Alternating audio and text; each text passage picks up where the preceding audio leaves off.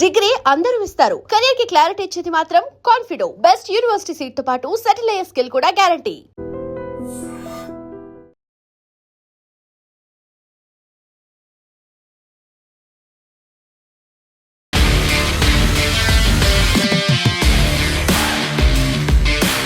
నమస్తే, welcome to I dream talking point with Kavitha. ప్రపంచమంతా ఇప్పుడు టెస్లా అధినేత ఎలాన్ మస్క్ గురించే మాట్లాడుకుంటోంది.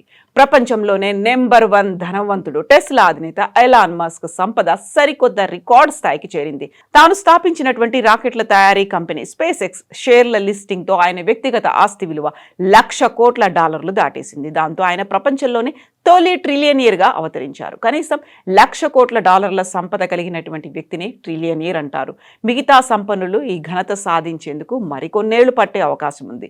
బ్లూంబర్గ్ వరల్డ్ రిచ్ లిస్ట్ లో 2వ స్థానంలో ఉన్నటువంటి గూగుల్ సహ వ్యవస్థాపకుడు లారీ పేజ్ నెట్వర్త్ $30,400 కోట్ల, అంటే మస్క్ సంపదలో 3వ వంతు మాత్రమే. అంతేకాదు ప్రపంచ టాప్ 5 కుబేరుల్లో మిగతా 4 కంటే మస్క్ సంపదే అధికం. తైవాన్, ఐర్లాండ్, స్వీడన్ దేశాల జీడిపి కంటే కూడా ఎలాన్ మస్క్ ఆదాయమే ఎక్కువ. అయితే ఇప్పుడు ఈ ఐపీఓని ఎందుకు తీసుకొచ్చారు? ఎలాన్ మస్క్ అంతరిక్షంలో ఉపగ్రహాలు, డేటా సెంటర్లను మోహరించడం, చివరికి అంగారక గ్రహంపై మానవ నివాసాన్ని ఏర్పాటు చేయడం వంటి తమ దీర్ఘకాలిక ప్రణాళికల కోసం నిధులు సమీకరించేందుకే స్పేస్ ఎక్స్ ని పబ్లిక్ గా మారుతోంది ప్రపంచ కుమ్మరుడు ఎలాన్ మస్క్ అనౌన్స్ చేశారు. మానవ జీవితాన్ని బహుళ గ్రహాలకు విస్తరించడమే స్పేస్ ఎక్స్ లక్ష్యమని ఎలాన్ మస్క్ అన్నారు. కేవలం కొద్ది మంది వ్యోమగాములు మాత్రమే కాదు, అందరినీ చంద్రుడిపైకి, అంగారక గ్రహంపైకి తీసుకువెళ్లాలని స్పేస్ ఎక్స్ కోరుకుంటోందని వెల్లడించారు ఎలాన్ మస్క్. 10 లక్షల మందితో అంగారక గ్రహ కాలనీలు ఏర్పాటు చేయాలన్నదే మస్క్ ప్రణాళిక. దాంతో పాటుగా అంతరిక్షంలో నివాసాలు ఏర్పాటు చేయడం, కక్షలో తిరిగే డేటా సెంటర్లను ప్రారంభించడం, ఆర్టిఫిషియల్ ఇంటెలిజెన్స్ రంగంలో ఆంథ్రోపిక్, ఓపెన్ ఏఐ వంటి కంపెనీలతో పోటీ పడడం వంటి లక్ష్యాలను స్పేస్ ఎక్స్ భవిష్యత్తులో పెట్టుకోబోతోంది. ఈ లక్ష్యాలను సాధించడానికే స్పేస్ ఎక్స్ కు గణనీయమైనటువంటి నిధులు అవసరమవుతాయి. 2025 సంవత్సరం ప్రారంభం నుంచి 2026 మార్చి 31 మధ్య కాలంలో స్పేస్ ఎక్స్ $8.7 బిలియన్ నష్టాలను చవిచూసింది. ఐపీఓలో భాగంగా స్పేస్ ఎక్స్ 55.56 కోట్ల షేర్లను ఒక్కొక్కటి $135 చొప్పున విక్రయానికి పెట్టింది. తద్వారా కంపెనీ $7,500 కోట్ల, అంటే మన భారతదేశ కరెన్సీ ప్రకారం 7.13 లక్షల కోట్లను సమీకరించింది. ప్రపంచంలో ఇదే అత్యంత విలువైనటువంటి ఐపీఓ.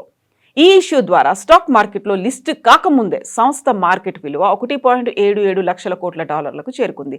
$1,00,000 కోట్ల పైగా విలువైనటువంటి మార్కెట్లో లిస్ట్ అయినటువంటి తొలి కంపెనీ కూడా స్పేస్ ఎక్స్ కావడం విశేషం. అంతేకాదు అమెజాన్ తర్వాత మరో అత్యంత విలువైన కంపెనీగాను అవతరించింది స్పేస్ ఎక్స్. స్పేస్ ఎక్స్ శుక్రవారం తన షేర్లను అమెరికాలోని నాస్డాక్ స్టాక్ ఎక్స్చేంజ్లో నమోదు చేసింది. ఐపీఓ ధర $135తో పోలిస్తే 11% ప్రీమియంతో $150 వద్ద లిస్ట్ అయింది. వెంటనే షేర్ $160 స్థాయిని కూడా దాటి ఒక దశలో, అంటే భారతదేశ కాలమాన ప్రకారం రాత్రి 11 గంటలకు దాదాపు 30% వృద్ధితో $176.52 వద్దకు ఎగబాగింది. షేర్ విలువ $160 దాటడంతో కంపెనీ మార్కెట్ విలువ కూడా $2 లక్షల కోట్ల మైలురాయిని అధిగమించింది. ఒక దశలో $2.30 లక్షల కోట్ల చేరింది. దీంతో స్పేస్ ఎక్స్ లోని మస్క్ ఈక్విటీ వాటా విలువ $82,000 కోట్ల దాటింది. తన విద్యుత్ కార్ల కంపెనీ టెస్లా వాటా విలువ $28,000 కోట్ల కలిపి మస్క్ మొత్తం నెట్ వర్త్ $1.1 లక్షల కోట్ల చేరుకుంది. మర కరెన్సీలో దాదాపు 105 లక్షల కోట్లు అన్నమాట, అంటే కోట్లకు పైమాట. స్పేస్ ఎక్స్ ఐపీఓ ద్వారా షేర్లను స్టాక్ మార్కెట్లో లిస్ట్ చేయడం ద్వారా కంపెనీలోని మస్క్ వాటా విలువ $20,000 కోట్ల పెరిగింది. అంతేకాదు స్పేస్ ఎక్స్ ఐపీఓతో కంపెనీకి చెందినటువంటి 4,400 మందికి పైగా ప్రస్తుత మాజీ ఉద్యోగులు కూడా కోటీశ్వరులుగా మారారు. ఇక ప్రముఖ వార్తా సంస్థ CNN నివేదిక ప్రకారం స్పేస్ ఎక్స్ ఐపీఓ తర్వాత ప్రపంచంలోనే మొట్టమొదటి ట్రిలియనియర్గా ఎలాన్ మస్క్ అవతరించారు. చరిత్రలోనే అతిపెద్ద ఐపీఓలో ఈ సంస్థ $2 ట్రిలియన్ మార్కెట్ విలువను సాధించింది.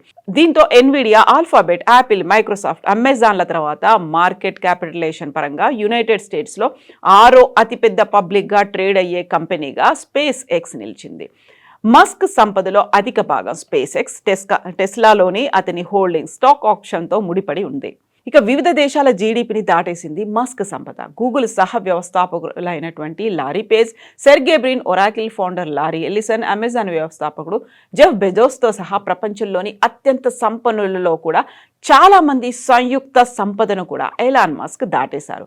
వీటన్నిటికీ ప్రధాన కారణం తాను దృష్టి పెట్టుకుంది, భవిష్యత్తులో తాను ఫోకస్ పెట్టుకుంది అంతరిక్షంతో పాటుగా అంగారక గ్రహం మీద కూడా కాలనీలను ఏర్పాటు చేయాలి అనేది. ఎంచుకున్నటువంటి కొంతమంది వ్యోమగాములు మాత్రమే కాకుండా సామాన్యులు కూడా అక్కడ ఉన్నటువంటి కాలనీలో నివాసం ఉండేలా ఏర్పాట్లు చేయడంలో భాగంగానే ఈ ఐపీఓని తీసుకొచ్చారు. $1,00,00,000 ట్రిలియనీర్గా ఆయన నిలిచారు.